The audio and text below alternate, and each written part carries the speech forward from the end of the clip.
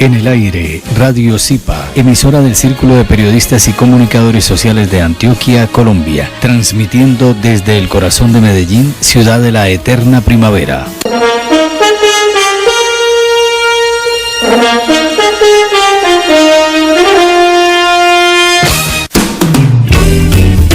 ¿Por qué enfermamos? Programa en el que tratamos aspectos de todo lo que implica el bienestar social y humano, cuerpo, mente y espíritu. Conduce y dirige el doctor Fernando Calle, psicólogo social y psicoanalista. Escúchelo todos los martes de 10 a 11 de la mañana en Radio Zipa Estéreo. ¿Por qué enfermamos? Sí, buenos días. Para el día de hoy comenzaremos nuestro programa con una frase y dice: somos mucho más que un cuerpo físico. La materia no es más que la manifestación del espíritu. Mientras más dependencia y apego a la materia, más separación y lejanía de nuestra esencia. Con esta frase daremos comienzo a nuestro programa y hablaremos de la vibración energética. Esa frase es muy significativa porque nos enfrenta a dos realidades, ¿cierto? ¿Cómo nos vivimos en los sueños? Vivimos una realidad de completa vibración informacional, es decir, recibimos información y hacemos contactos, dijéramos, de tipo energético, mientras que en la vida cotidiana nos dejamos llevar por la confusión con lo que somos en la corporeidad, ¿cierto? Entonces decimos, yo soy este cuerpo, o me aferro a lo material pensando de que ahí está mi esencia. Entonces hay dos relaciones: una relación con lo material, que es con lo que me confundo, y una relación con lo espiritual, que es lo que vivo plenamente a través de los sueños. Pero resulta que en lo cotidiano nos olvidamos de los sueños para poder interactuar en la vida diaria. Es un dispositivo del yo, separar la realidad de los sueños o la realidad de la energía de la realidad cotidiana. ¿Para qué? El yo es un dispositivo que nos permite vivir el aquí y el ahora. Si nosotros viviéramos metidos en los sueños, entonces no podríamos vivir más que en una ilusión o en un delirio. Viviríamos tal cual vive el sujeto en estado psicótico. El psicótico vive la realidad como si fuera un sueño, ¿cierto? Nosotros vivimos la realidad pues como esto concreto que nos pasa y nos atraviesa, mientras que el psicótico sigue soñando en la vida práctica, por eso su vida práctica no funciona. Entonces ahí podríamos decir que el yo es el que nos aterriza en esta sociedad, en la cotidianidad. No estamos volando o con la cabeza en el aire. Exacto. Mucho tiempo se pensó y fue la tendencia durante lo que llamaremos la noche galáctica. Ya explicaremos luego de lo que se trata la noche galáctica. Se creyó durante más o menos 2600 años que para generar vida espiritual había que prescindir de lo corporal y que habría que desprenderse de lo físico, y entonces había que atacar al yo, y el yo era nuestro obstáculo para ascender en la escala del crecimiento interior, todo ese tipo de cosas. No, ahora decimos hay que mercadear con el yo. Mercadear es negociar, ¿cierto? Negociar aquello que queremos conquistar. No me voy en contra del yo, porque si me voy en contra del yo, entonces quedo turulato. Es decir, así como viviendo una realidad que no es la mía y sintiéndome víctima de las condiciones, de los avatares o las circunstancias. Es decir, ¿por qué me vino a tocar esto a mí? ¿Y yo qué hago con esto? Como en guerra con uno mismo. Exacto, entonces desatamos una guerra que nos desgasta innecesariamente y nos lleva por la vía de la psicosis en cierto sentido, pues no literalmente, sino en cierto sentido.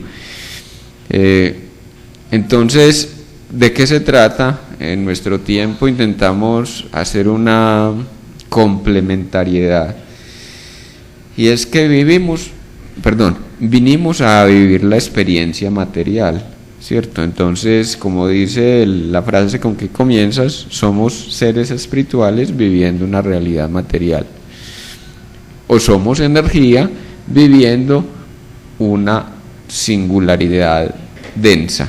Ajá. Aquí, por ejemplo, cabe otra frase que encontré: no somos de carne y hueso, sino de ondas y partículas vibrando en determinada escala. Ajá, muy bien, qué bueno. Entonces, si ubicamos de que somos seres espirituales viviendo la experiencia humana o la experiencia carnal, entonces tenemos que aceptar de que estamos aquí, en el aquí y el ahora. Vivir el aquí y el ahora significa de que asumo en consecuencia lo que significa ser y aprender de esta experiencia al máximo. ¿Qué significa aprender de esta experiencia al máximo? Pues recoger de cada sensación, de cada emoción, su mejor parte, ¿cierto? Lo que nos detiene en el proceso de crecimiento interior es que nos quedamos a repetir. ¿Por qué? Porque nos amañamos en una experiencia, o porque se tilda el disco, por decirlo así, se tilda el disco de nuestra experiencia sobre una situación determinada debido a que guardamos una culpa, o también el yo es particularmente familiar, ¿cierto? Es decir, el yo acepta solo lo que le resulta coherente con su propia realidad. Es decir, si el yo es un dispositivo que hemos montado psicológicamente para vivir el aquí y el ahora, ¿cierto? Ese dispositivo tiene unos efectos, y uno de los efectos es de que cercena la realidad, sobre todo cuando la realidad no va acorde con lo que él quisiera que fuera, ¿cierto? Sí. O con lo que es acorde a lo aprendido de la familia, también va eso. Entonces, muy bien, el yo es particularmente conservador. O sea, ¿de qué se trata el conservadurismo? Nos aferramos a formas viejas de existencia porque creemos que si cambiamos podríamos hasta morir. O sea, el yo vive inconscientemente una muerte, o mejor, como una muerte todo cambio. Y lo que experimentamos en la vida diaria es de que todo cambia, todo fluye permanentemente, hay un flujo constante de energía, de circunstancias, los avatares que nos asedian día por día, las personas que llegan a nuestra existencia llegan acorde a los cambios vibratorios o las necesidades también que cada uno tenemos. Entonces, ¿qué nos cuesta tanto? Nos cuesta soltar experiencias viejas, así hayan sido contraproducentes o hayan sido arbitrarias, hayan sido dolorosas, porque por un lado, esto es muy particular, el yo genera como una especie de reto en toda situación que le genera trauma. Es decir, si el yo vivió una experiencia de seducción infantil, por ejemplo, si el yo vivió una experiencia de agresión, de violencia temprana, entonces el yo, óigase bien, intentará a través de toda la vida rectificar esa experiencia, darle otra salida. Y darle otra salida significa buscarle alguna variante que le permita elaborar o adquirir otro camino para dar mejor respuesta frente a una situación que no supo en el momento responder adecuadamente. Es como si al yo se pusiera el reto, pero yo ¿por qué procedí así? Pero ¿por qué tuve que haber actuado de esa manera? ¿Pero por qué no busqué otra salida? Nos quedamos fijados a eso, ¿cierto? Y vuelve y la busca para dar otra respuesta. Vuelve y la busca intentando construir una respuesta nueva, pero la respuesta no llega porque se quedó con la experiencia vieja, dándole, intentando una respuesta nueva, quiero decir, pero todo lo empuja al mismo tipo de respuesta. Ajá. O sea que por eso repetimos o buscamos personas con quien repetir lo mismo. Exacto. Entonces dijéramos que toda la infancia temprana es traumática.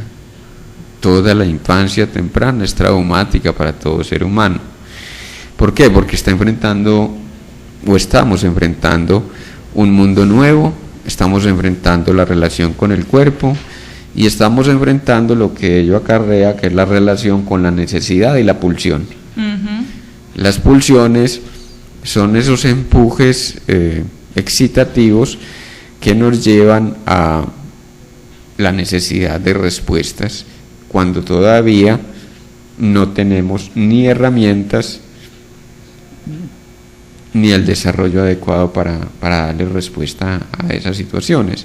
Por eso es tan perturbador la violencia temprana o en la edad temprana o la seducción para el niño, porque aparte de que ya tiene que enfrentar un fárrago de excitaciones que le vienen desde el cuerpo y le vienen también desde las exigencias del mundo exterior, entonces tiene que enfrentar una excitación mayor, que es lo que acarrea el reverbero de sensaciones que le viene como un trauma por el hecho mismo de ser confrontado con una situación violenta o de abuso sexual. No sé si quieras decir algo. No sé si vas a pasar a otro punto. Bueno, entonces partiendo de que somos vibración, habíamos conversado antes del programa sobre cómo se genera eso, o sea, ese inicio o para darle una continuidad espacio-tiempo a un inicio de lo que es vibración, o sea, cómo explicar eso de que somos vibración y energía. Muy bien. Entonces llegamos a vivir la experiencia densa, como decíamos, con una frecuencia obviamente particular, una frecuencia que es la que da la organización somática o la organización corporal, llamémoslo organización material de nuestra propia esencia, ¿cierto? Sí. Llegamos bajo esa condición y entonces el yo intenta negar todo lo que le es ajeno, ya decíamos por la familiaridad, intenta negar todo lo que le es ajeno para así construir un esquema de relación que le permita moverse según los patrones que ha forjado para sí. Es decir, ¿qué patrones ha forjado para sí? Demos por caso la vida familiar. Sí, es que a mí me dijeron que yo era heredero de una cardiopatía. Ya me vendí un esquema. Y ese esquema va a servir para el yo, porque el yo intenta identificarse con una familia.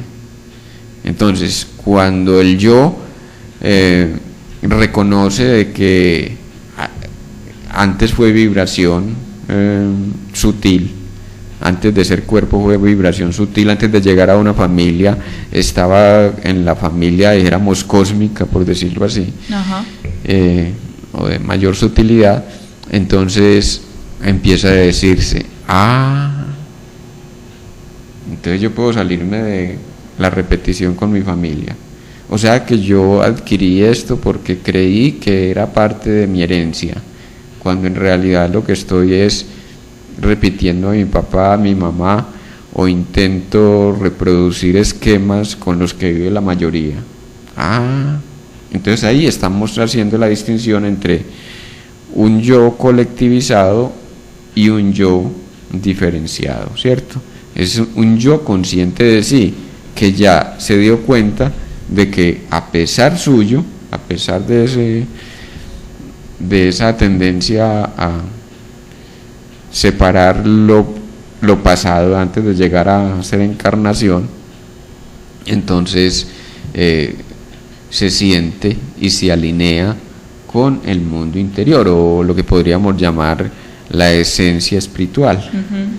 En la medida que construye ese ordenamiento, entonces cambia también su vibración, su cuerpo va a cambiar a una relación de vibración más sutil cada vez, ¿cierto? En la medida que va creciendo según las diferentes experiencias también, ¿cierto?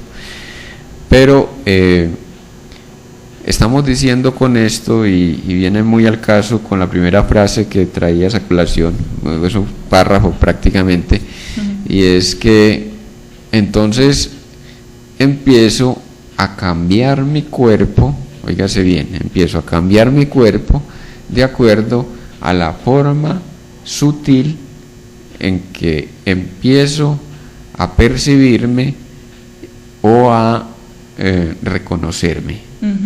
Es decir, es alinearse con la línea vibratoria de la energía. Si yo soy energía y resulta que me condensé en este cuerpo para darle origen a mi identidad corpórea y a mi identidad material, cultural, social, ¿cierto? Tanto hago parte de un contexto, entonces hago el viaje de regreso. ¿Cuál es el viaje de regreso? Sí, existo en una temporalidad que además es un artificio creado por la conciencia para hacerme vivir una secuencia de imágenes y una proyección holográfica de lo que constituye mi propia identidad. ¿Qué es una proyección holográfica?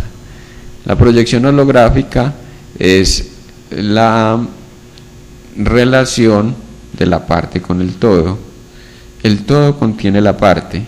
Según la física cuántica, pues y lo que se comprueba también es que cada uno somos representación de la totalidad. Pero yéndonos a la física cuántica, el electrón, óigase bien, el electrón, decíamos en un programa pasado de que cuando el observador o el experimentador observa, el electrón se convierte en partícula, pero todo el tiempo se comporta como onda. ¿Qué pasa con la onda? La onda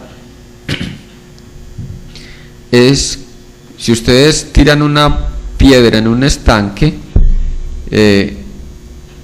así la tiran en una orilla, la onda se expande, ¿cierto? Entonces somos ondas que viajamos por el espacio, tiempo, para nombrarlo en términos de la física clásica, ¿cierto? Y en términos de la física cuántica, diríamos de que somos onda viviéndonos en toda la dimensión que permite. Imagínense esa onda que viaja después de que tiramos la piedra, viaja en todas las direcciones. Entonces estamos en todas las dimensiones. Con la diferencia de que en el agua, pues, la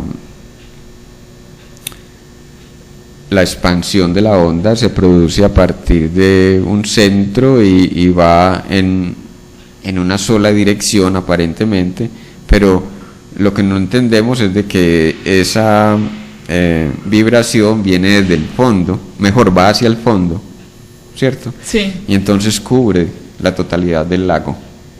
cubre la totalidad del lago esa onda.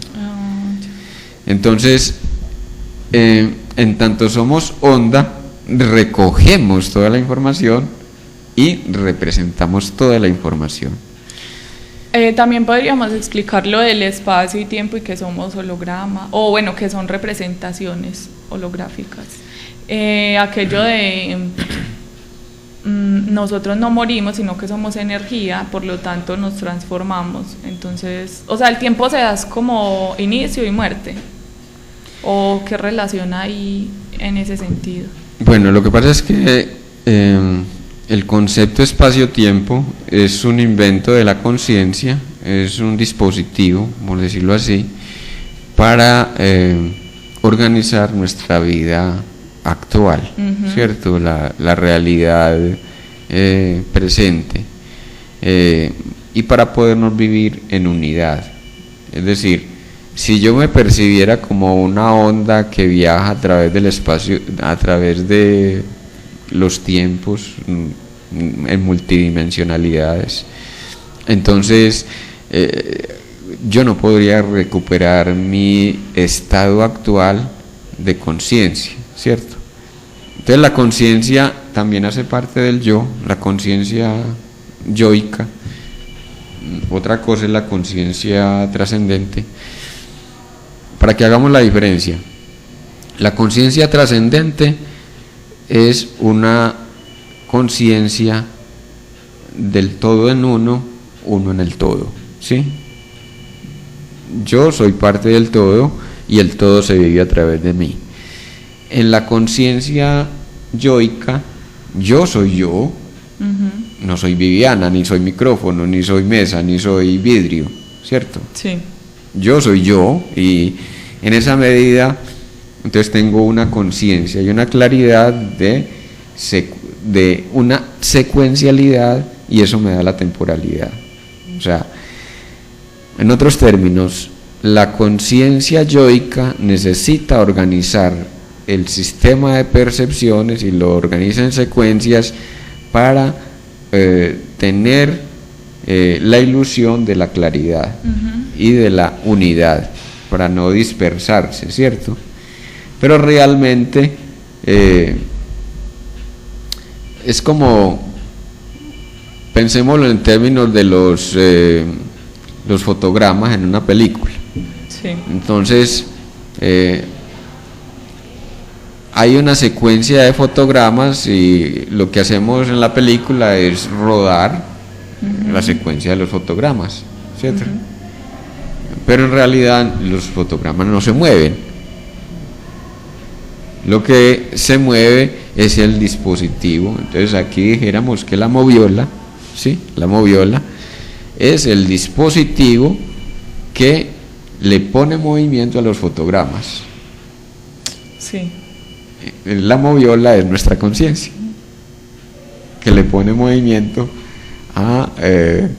y secuencias a la cotidianidad, a la percepción que tenemos.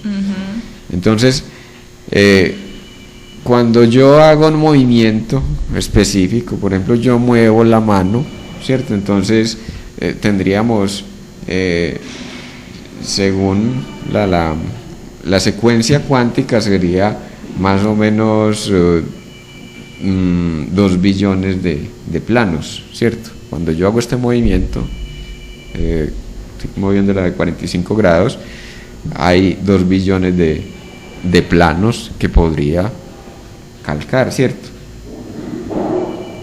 Pero cuánticamente, ¿cierto?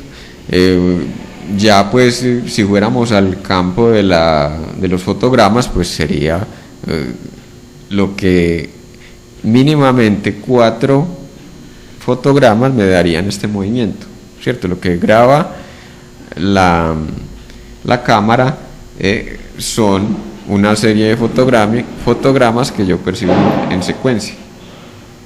La fidelidad de los fotogramas tiene que ver con la capacidad de la cámara de tomar más o menos una secuencia más consecutiva que me permita decir, es que no es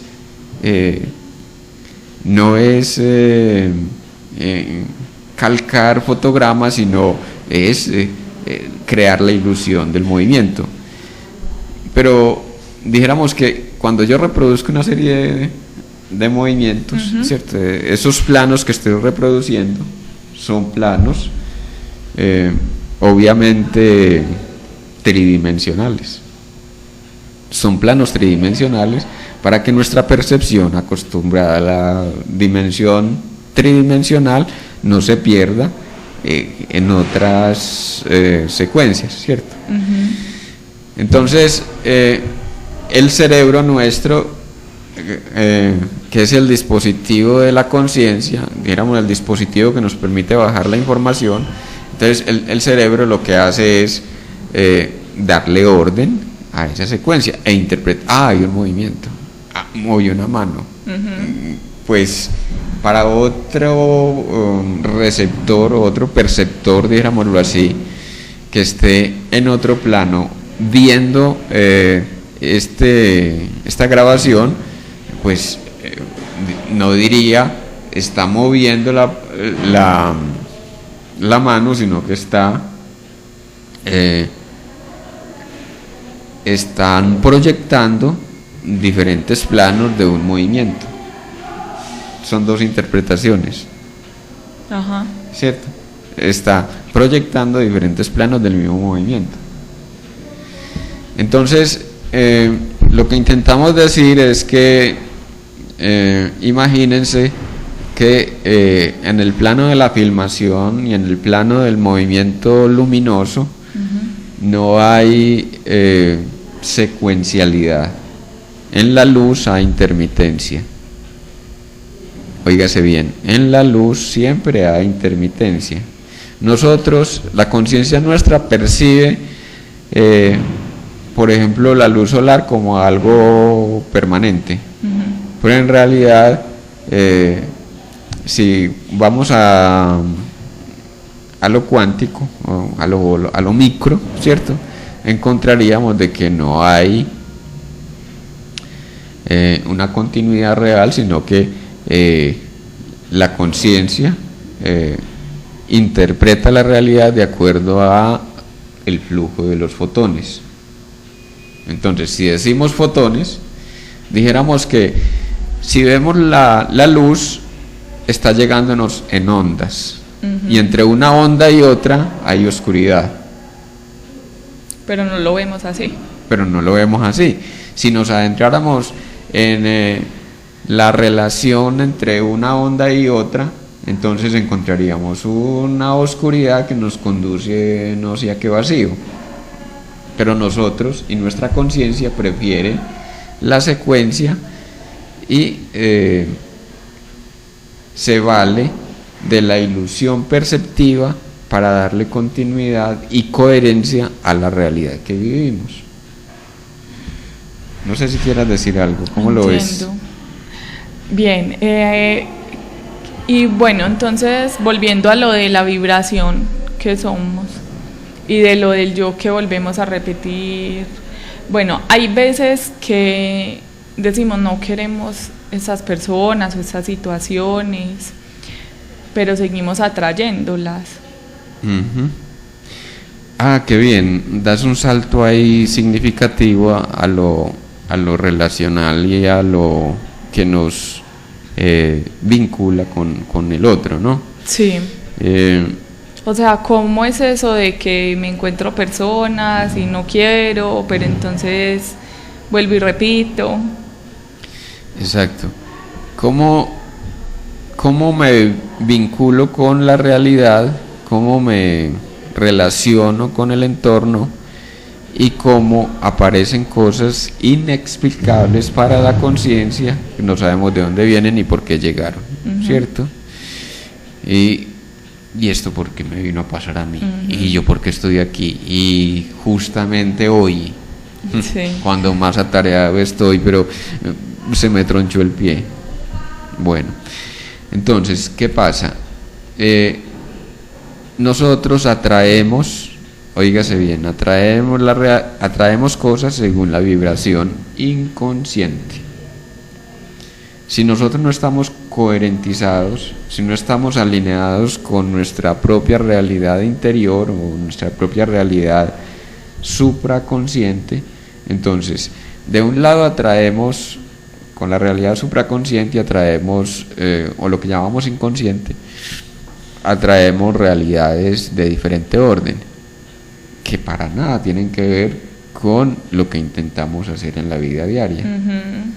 Entonces ahí es donde viene la parte de la necesidad de alinearnos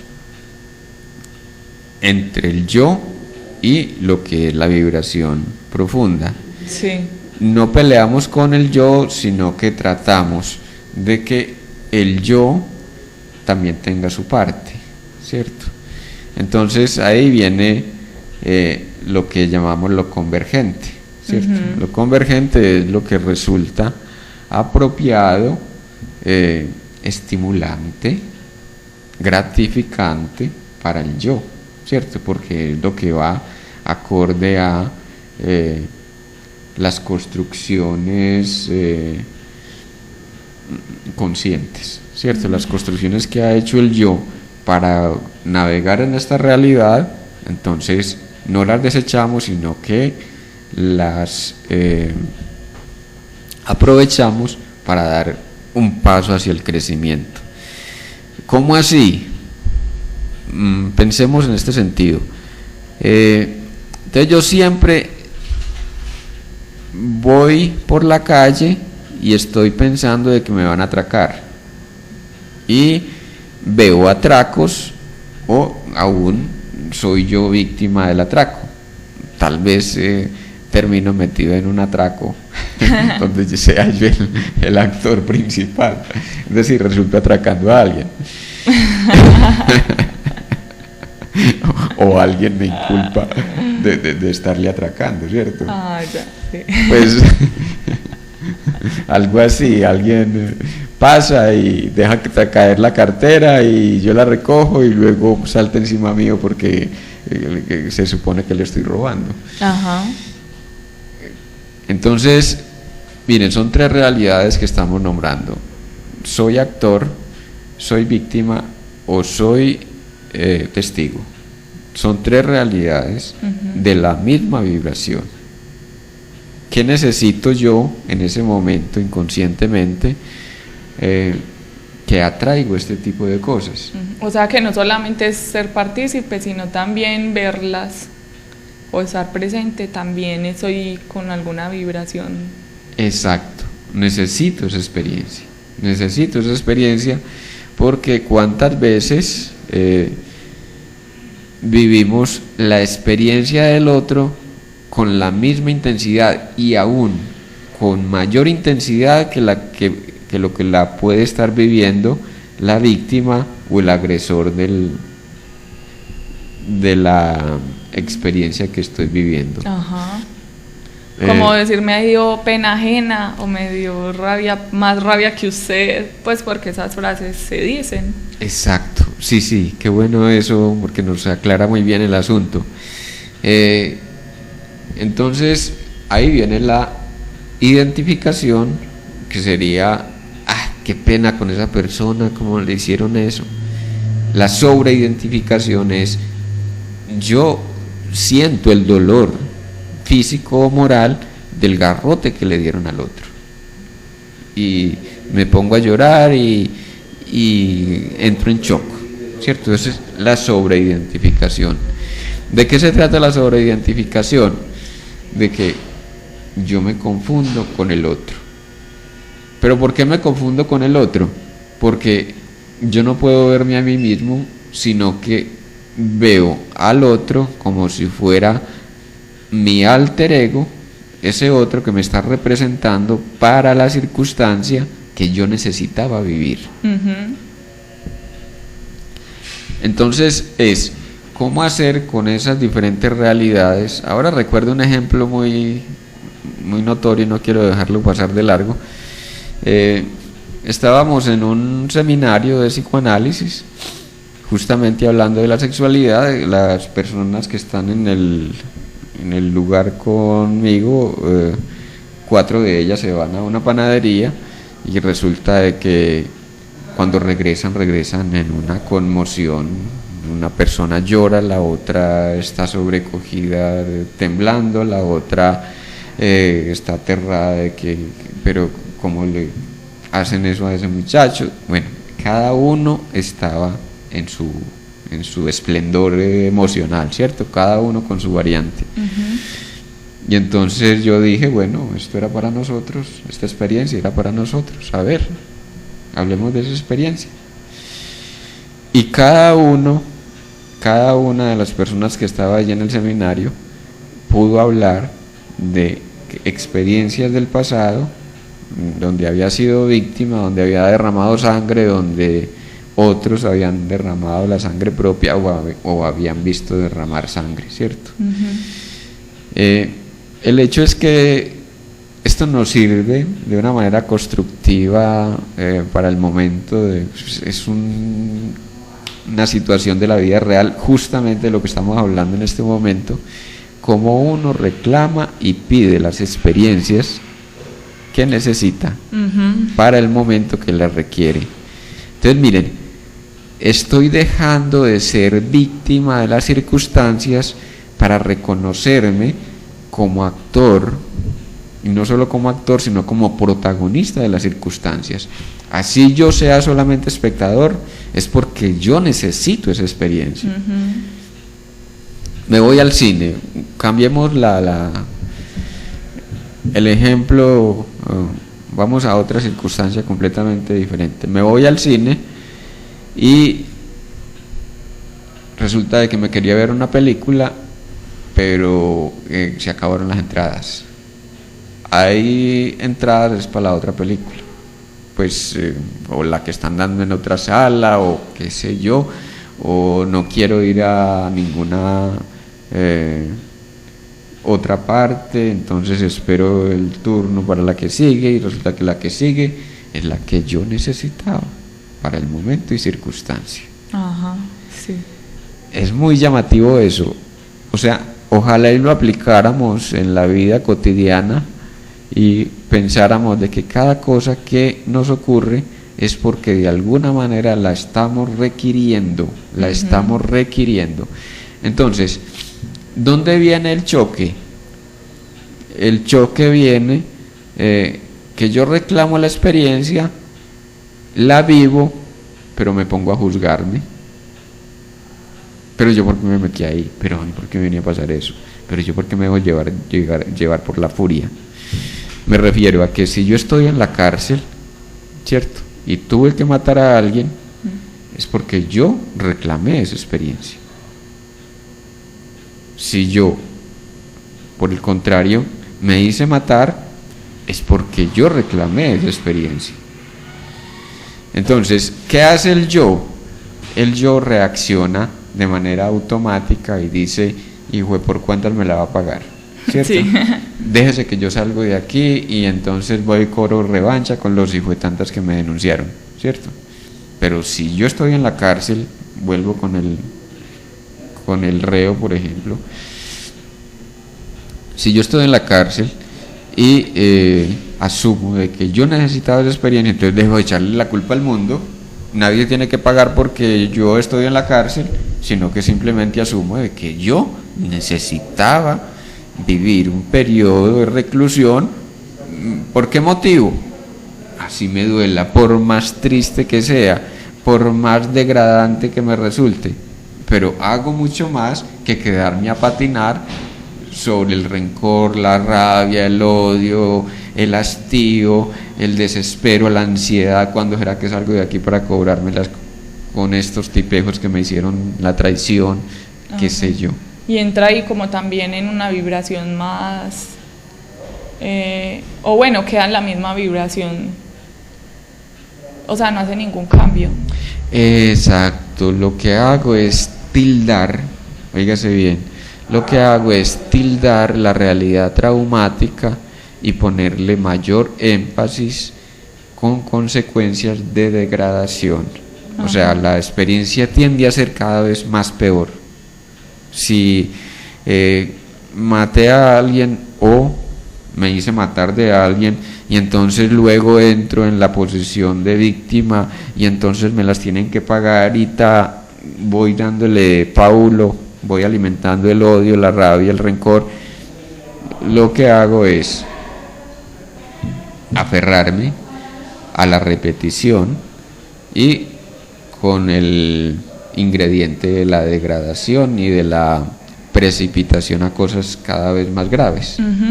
Se me ocurre algo que yo escuchaba, ver siempre en las personas como si lo único que tuvieran fuera, o sea, ver siempre el brillo de las personas como si fuera lo único que vieras. Y también se me ocurre lo contrario, que renegamos a veces de personas que llegan a nuestra vida. ¿Qué sucede en esas dos circunstancias? Qué bonito eso que traes a colación, me gusta mucho, me llena de ternura.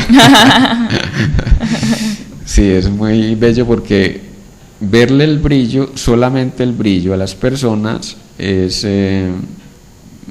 tan arbitrario como verle solamente lo negativo, ¿cierto? Porque estoy negando lo negativo para poner lo positivo y queriendo poner lo positivo por delante. Sí.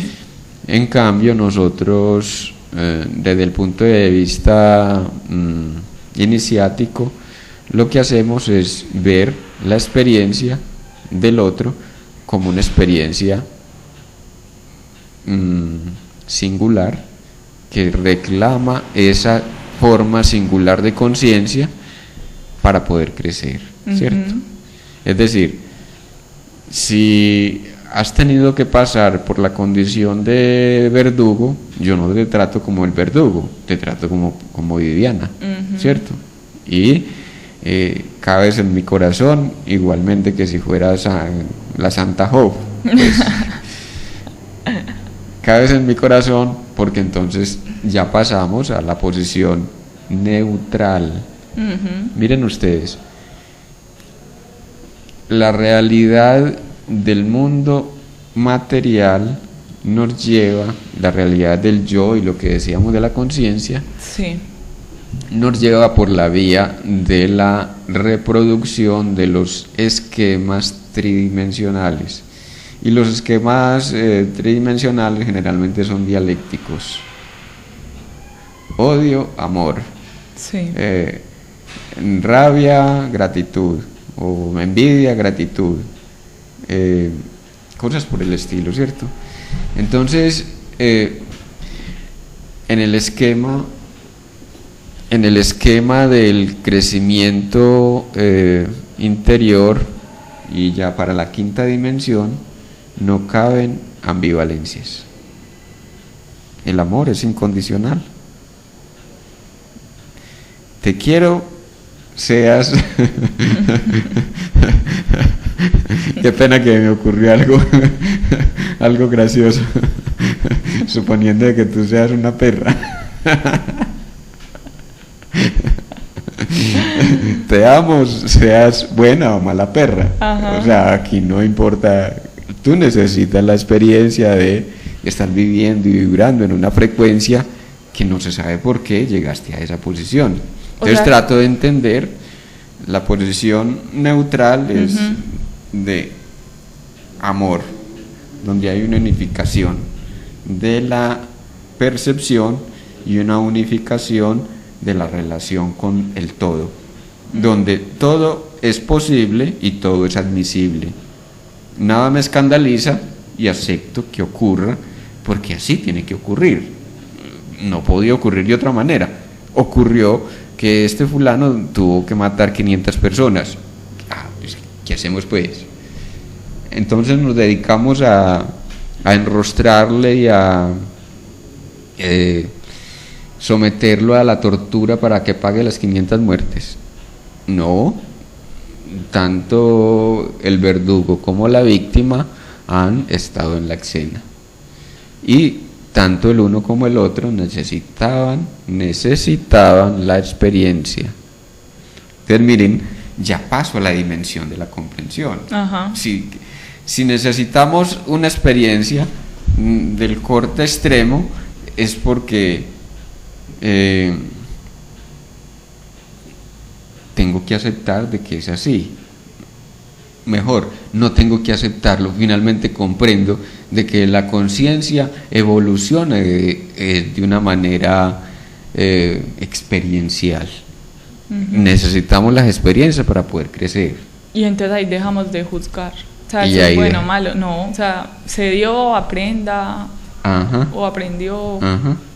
Entonces, que me llamó mucho la atención lo que decías también, porque alguna vez me hacías el comentario de que yo veía lo bueno en cada Ajá. persona.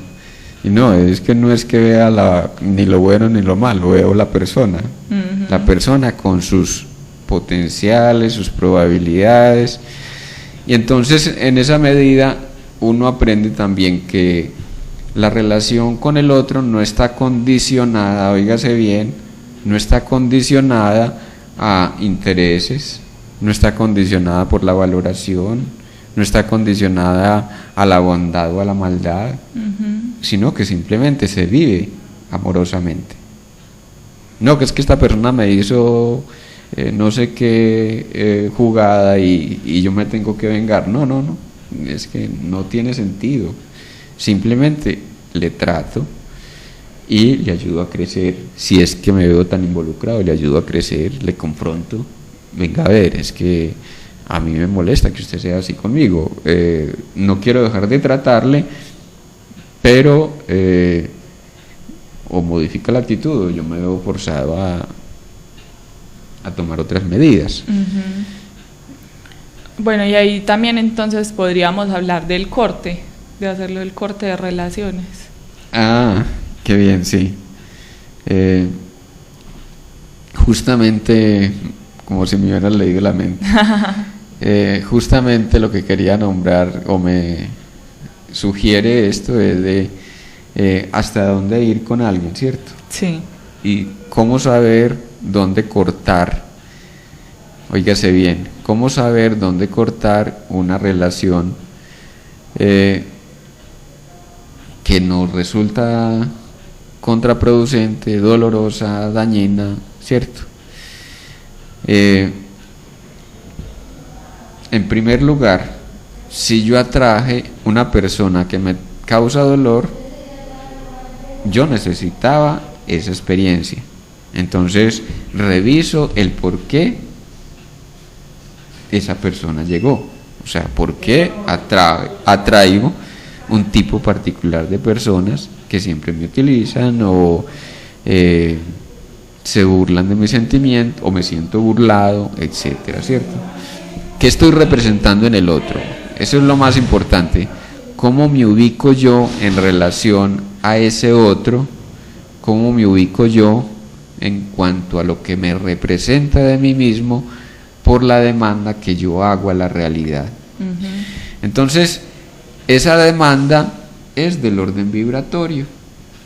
Entonces, ahí es donde resulta una situación singular de vibración donde la frecuencia atrae una frecuencia semejante o una frecuencia que creo opuesta, pero no es tan opuesta porque es una singularidad de la vibración que yo necesito para dar el paso en la espiral del crecimiento. Sí. Entonces, muy importante eso que dices, ¿cuándo cortar? Entonces, primero reviso, ¿cierto? ¿Qué papel cumple esa persona en mi existencia? ¿O qué vino a enseñarme? Cuando acepto ya que vino a enseñarme, entonces, ¿hasta dónde quiero mantener esa experiencia? Porque siento que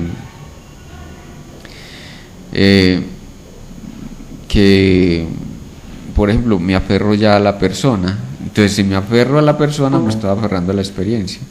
Y si me aferro a la experiencia es porque volví a un esquema anterior de relación o estoy reproduciendo, vuelvo y digo, una situación que le resulta familiar al yo. Sí. ¿Cierto?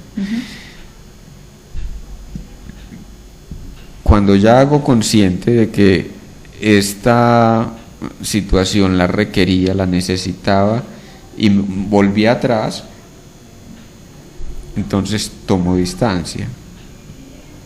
a veces es muy tremendo porque a veces el yo asume, por ejemplo, una relación que inicialmente tuvo un buen comienzo, la queremos conservar toda la vida, pero resulta que la relación empieza a deteriorarse. Sí. Y el yo se aferra a los buenos momentos que hubo inicialmente y quiere que esos momentos vuelvan, pero ya en adelante todo lo que ocurre en nuestra vida y en la relación con este fulano o esta fulana es la repetición, incluso más grave de lo que se había presentado inicialmente, que fue asunto de conflicto. O sea, el malestar sigue y sigue creciendo. Exacto. Entonces, ¿qué pasa? El yo particularmente conservador se aferra a cada experiencia y si le resulta traumática, mucho más se aferra. ¿Por qué? Porque asume lo que ha vivido allí, sobre todo las satisfacciones que ha tenido allí, como únicas y las quiere conservar o repetir siempre. Uh-huh. Entonces, volvemos. Ese yo se ve retado por la relación que no funciona, quiere hacerla funcionar a como de lugar. Uh-huh. Ese yo se ve retado por el trauma que no pudo resolver en su momento. Ese yo se ve retado por la adversidad. Y esto, estamos hablando aquí de la forma como nos apegamos al trauma, ¿cierto? Es un poco difícil en apariencia pues entender el asunto, pero todo se reduce a la relación que tiene el yo con aquello que le implica una renuncia. Uh-huh. O sea, el yo no quiere renunciar, así de sencillo. Como no quiere perder o qué. Exacto. No quiere renunciar al objeto materno, no quiere renunciar a un estado de satisfacción, uh-huh, o a un estado libidinal o a una forma de satisfacción, o las tres cosas, ¿cierto? Uh-huh. Entonces, en primer lugar, siente que aquello que viene como adversidad en la relación con alguien que le ha propiciado satisfacciones muy agradables es cuestión que puede mejorar y luchará por mejorar la situación y por que el otro caiga en cuenta del error que ha tenido. Es muy llamativo, decimos en la relación cotidiana de no cambies nunca, y resulta de que lo que reclama nuestra realidad es el cambio permanente. Uh-huh. Pero ese no cambies nunca es no dejes de darme mi satisfacción, ¿cierto? O sea, yo quiero que me des siempre lo que yo quiero y lo que deseo. Uh-huh. Pero finalmente es una forma de acomodar la realidad y de condicionar al otro para que siga en función de nuestra propia satisfacción. Uh-huh. No cambies nunca, es decirle al otro, quiero que siga siendo él o la que me propicia la satisfacción que yo quiero. O sea, no seas tú, sé para mí, ¿cierto? Uh-huh. Es muy tremendo porque entonces son manipulaciones que tienen que ver con el asunto afectivo y que tendremos que también tratar aquí cuando hablemos de la psicosis y de la esquizofrenia, cómo hay unas frecuencias vibratorias que tienen que ver con el contagio emocional y tienen que ver con la sugestión. Uh-huh. Volvemos entonces, ¿cómo soltar una relación? Darnos cuenta, o sea, lo primero que tenemos que darnos cuenta es que a pesar de que nos duela, es más rentable soltar que aferrarse. Ajá. psíquicamente es más rentable. ¿Por qué? Porque dejamos de desgastarnos en hacer funcionar algo que ya no funciona. Sí. ¿Cierto? Es como la máquina. ¿Se le rompió el piñón? No. Usted no puede hacer funcionar ese piñón. Ya, ese piñón hay que cambiarlo. Qué pena pues hablar así tan mecánicamente, pero es como para que ubiquemos en la lógica. Entonces, el problema es que mientras conquistamos a alguien, nos comportamos de una manera espléndida. Y ahí viene el estado de enamoramiento.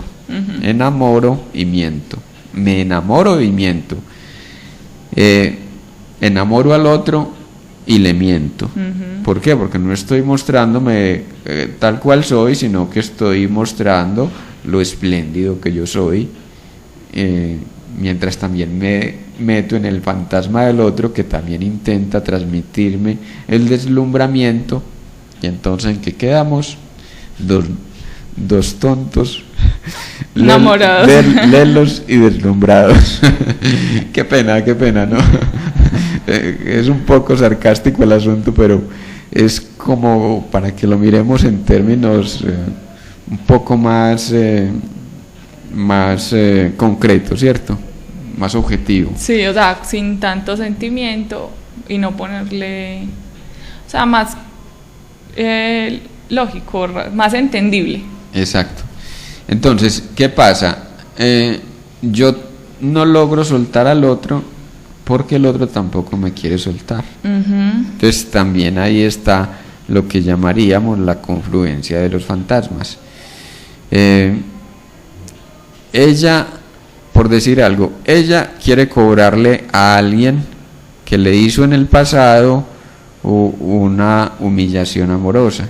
Ella se vio sometida, constreñida, tuvo que tragarse que el marido tuviera un amante, que se la pasara por encima, que la comparara todo el tiempo con la amante, es decir, una humillación constante. Y ella no lograba soltarse, ¿cierto? Ya luego, entonces ella se libera finalmente de la relación, luego encuentra a alguien que, por ejemplo, puede quererle, amarle como desearía ser amada, y intenta cobrarle a ese que ya vio en la misma condición de sometimiento, o sea, encontró a alguien que amara con la misma intensidad y la misma entrega que ella, pero para vivir activamente la humillación de que fue objeto. Sí. Entonces, ese otro que entró ahí en ayudarle a repetir, puede estar en dos posiciones. Una, ayudarle a entender de que lo que está haciendo es repetir, ¿cierto? Ayudarle a entender que eso es lo menos común, pues obviamente, y quien entra ahí inconscientemente hablando y simplemente se somete al juego y cree que tiene que seguir hasta el final manteniendo una relación que le abruma, en la cual siente que no funciona, pero de igual manera cree que tiene que conservar a ese otro, ¿cierto? O a esa otra. ¿Me hago entender? Entonces, ¿cuál es el fantasma del uno y cuál es el fantasma del otro? Entonces, cuando yo creo que tengo que soportar las humillaciones del otro, estoy esperando a que el otro reaccione y finalmente despierte y se dé cuenta de que yo sí le quiero, de que el amor que le estoy manifestando es sincero. Pero el yo, miren entonces, el yo es el que se aferra a esa posición, pero ¿cómo no se da cuenta que soy yo quien le ama? Pero ¿cómo no se da cuenta que estoy dispuesto a entregar tanto por ella o por él? Y no responde, y en cambio se va para otro lado donde le están tratando mal o donde finalmente le van a degradar mañana o pasado mañana. Ajá. Entonces la primera parte sería, bueno, darse cuenta de Ajá. lo que estamos viviendo. Ujú. Y la otra es que la decisión, tomar la decisión. Tomar la decisión, aunque dolorosamente sea insoportable, ¿cierto? Ajá. Hoy resulta, de todas maneras, estamos hablando, por ejemplo, en este caso, de una relación amorosa donde pueden haber pasado años de vínculo y de relación intensa. Entonces, para el yo desacostumbrarse a esa forma de interactuar y del vínculo con el otro, le resulta costoso, pero resulta de que vive emocionalmente la enfermedad y posiblemente la viva también corporalmente. Bueno, por el día de hoy hemos finalizado nuestro programa. ¿Por qué enfermamos? Muy buenos días para todos. Muchas gracias por la audiencia. Gracias, Abraham, por tu conducción y por la acogida. Un feliz día. Feliz día.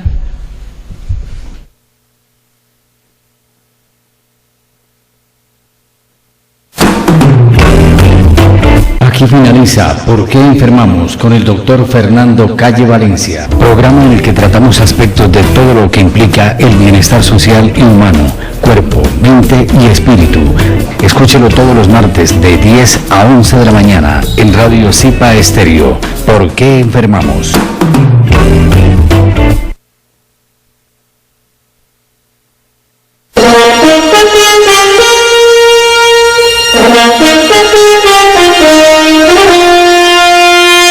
En el aire, Radio Zipa, emisora del Círculo de Periodistas y Comunicadores Sociales de Antioquia, Colombia, transmitiendo desde el corazón de Medellín, ciudad de la eterna primavera.